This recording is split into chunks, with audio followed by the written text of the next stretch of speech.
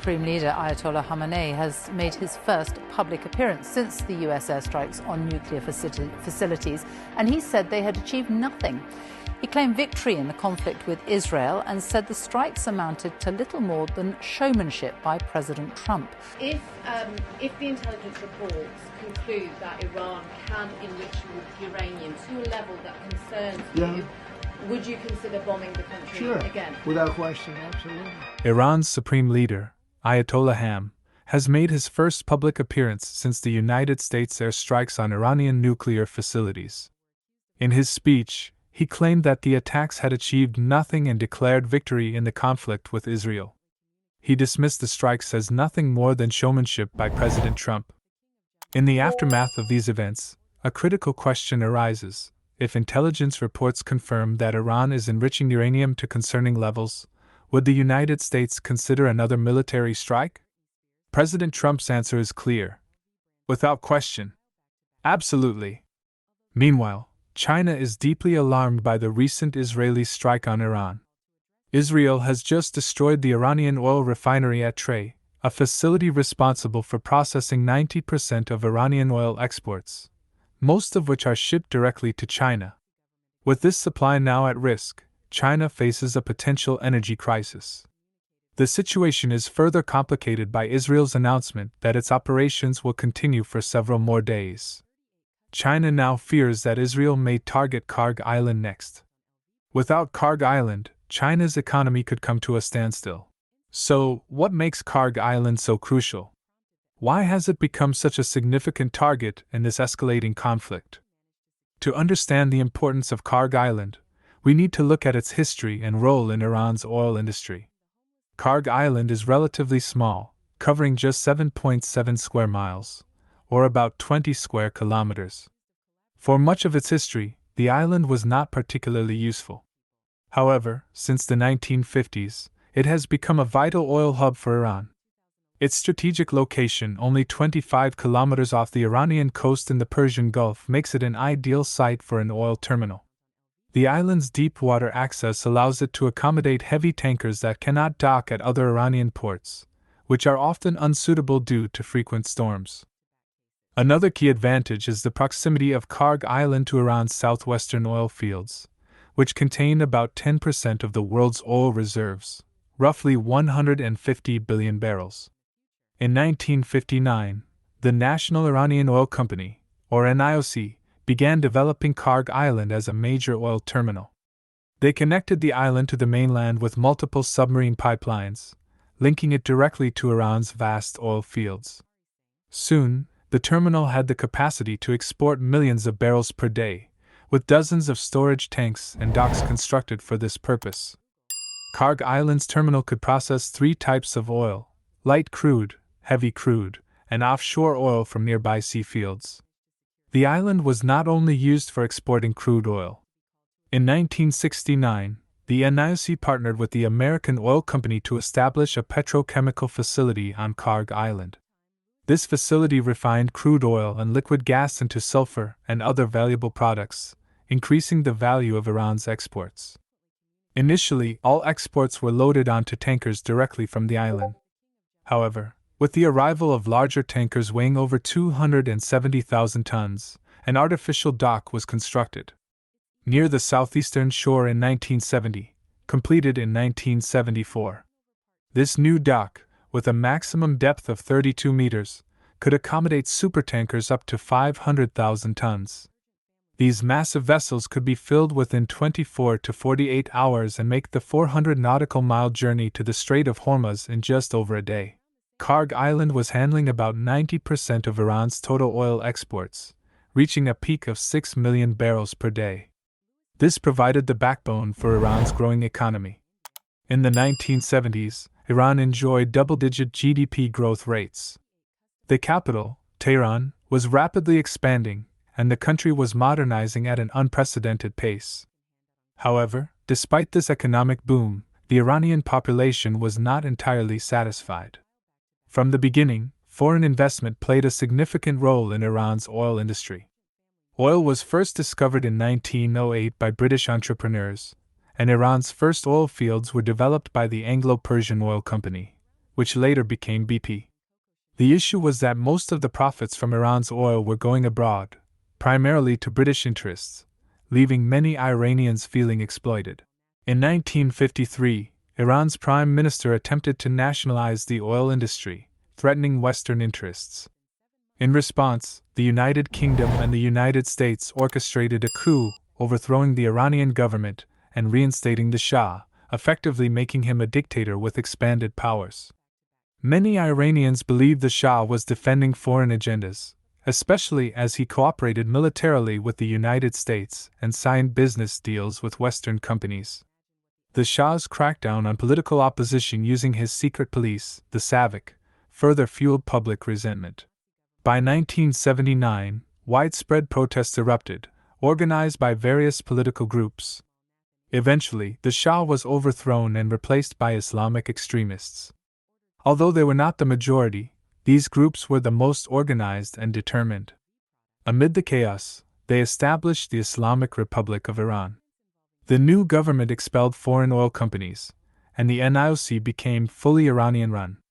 However, this transition was rocky.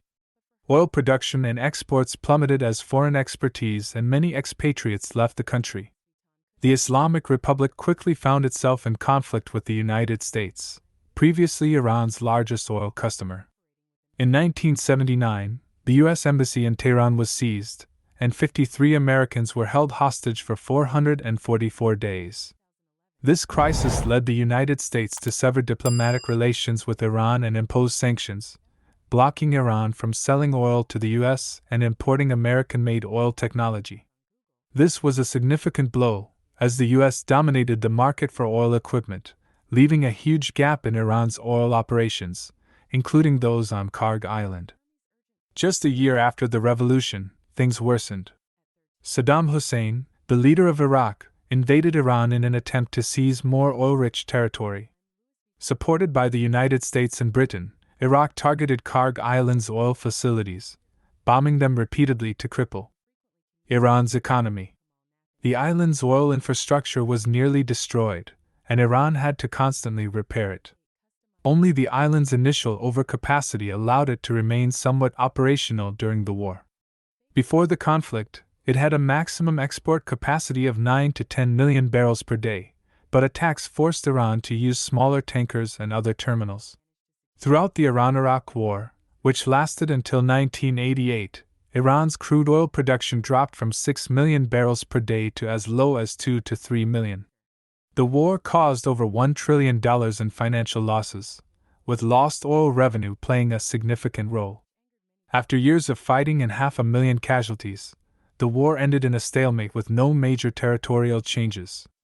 Following the war, Iran began a slow but steady process of rebuilding, with the oil industry at its core.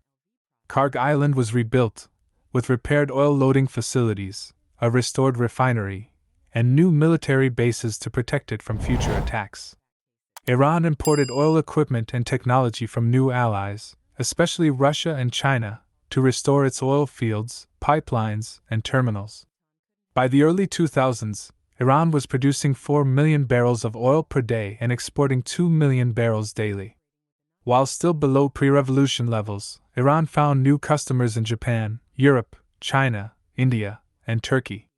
The availability of cheap oil fueled rapid economic growth. Iran's GDP soared from $110 billion in 2000 to $640 billion in 2012. This economic recovery helped the regime maintain its grip on power.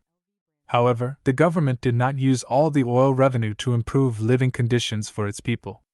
Instead, it began funding proxy wars throughout the Middle East, supporting groups like the Houthis in Yemen, Hamas in Gaza, and Hezbollah in Lebanon.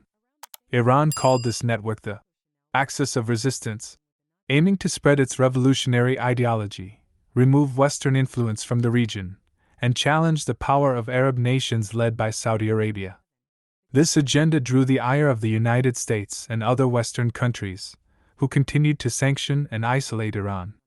The situation escalated when Iran pursued nuclear capabilities. In 2002, the United States accused Iran of attempting to develop nuclear weapons, violating the Non-Proliferation Treaty. Over the following years, Iran continued enriching uranium closer to weapons-grade levels, leading to heightened tensions and new rounds of sanctions from the US and the European Union. These sanctions targeted Iran's central bank and oil buyers, cutting the country off from the SWIFT banking system and causing oil exports to fall by more than half. The Iranian economy entered a severe recession. In 2015, there was hope for a resolution with the signing of the Joint Comprehensive Plan of Action. The US, China, France, Russia, the UK, Germany, and the European Union agreed to lift sanctions in exchange for Iran restricting its nuclear program. However, when President Trump took office in 2016, he accused Iran of violating the agreement, withdrew from the deal, and imposed even harsher sanctions.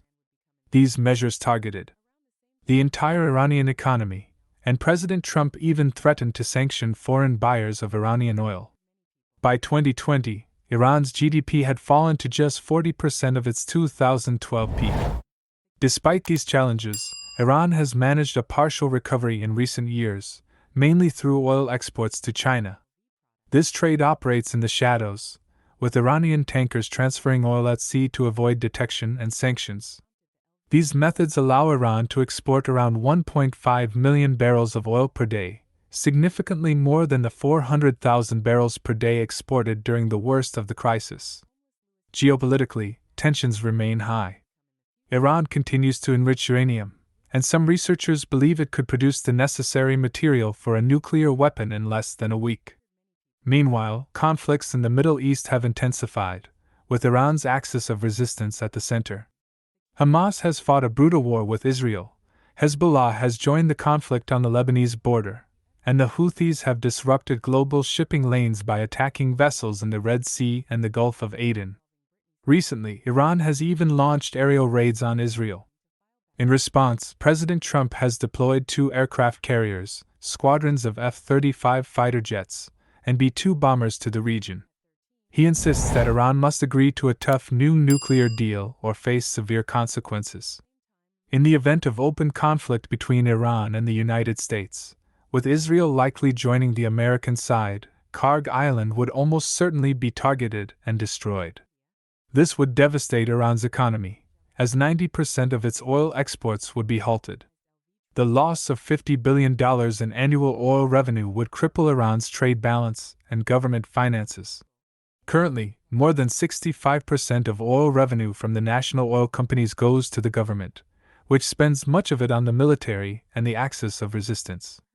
The Iranian Revolutionary Guard Corps, or IRGC, is heavily involved in the oil business, helping to evade sanctions with its shadow fleet and operating subsidiaries that control a significant portion of the economy. The IRGC answers directly to the Supreme Leader, providing a separate stream of funding to maintain absolute control. If oil exports were to collapse following an attack on Kharg Island, the IRGC would face a severe lack of funding, undermining the Supreme Leader's power. This could lead to widespread unrest, similar to the protests that have erupted in recent years. In 2017 and 2018, protests broke out in over 80 cities over economic hardship. In November 2019, massive demonstrations resulted in hundreds of deaths, and in 2022, the death of Mahsa Amini sparked a new wave of protests across all 31 provinces. If the entire economy collapses and the regime is at its weakest, it could mark the end of the Islamic Republic of Iran. Within weeks or months of an attack on Kharg Island, the government could fall. The obvious question remains, could the United States or Israel destroy Kharg Island? The short answer is yes. Despite Iran's efforts to fortify the island with military bases and defenses, it remains vulnerable to modern precision-guided weapons and cruise missiles. The Iranians are well aware of this risk, and the world watches closely as tensions continue to rise in the region. That's it from my side on this topic. If you found this video interesting or insightful, please give it a like, share it with your friends, and subscribe to the channel. Don't forget to hit the bell icon so you never miss an update about the forces shaping our world. Also, do let me know about your views by commenting below. Until next time, stay curious, stay informed, and see you in the next one.